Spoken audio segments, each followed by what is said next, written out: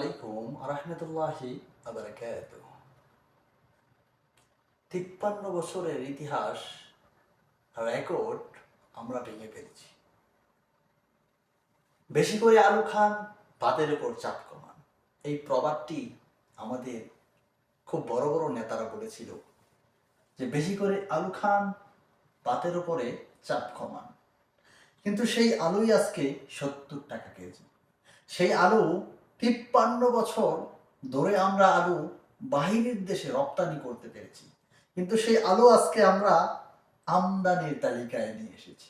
তাহলে কতটা কৃষি প্রধান আমাদের রাষ্ট্র, কৃষি প্রধানের মধ্যে কৃষিতে স্বয়ংসম্পূর্ণে ৭ নম্বরে আছে।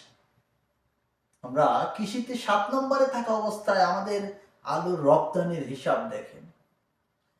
একটি কালবেলার বিভিন্ন নিউজে দেখানো হয়েছে যে এই আলু এখন আমরা আমদানি করতেছি। কতটা অধপতন হলে এই অবস্থা হয়েছে আমাদের কৃষি? এর কারণ অবশ্যই আছে।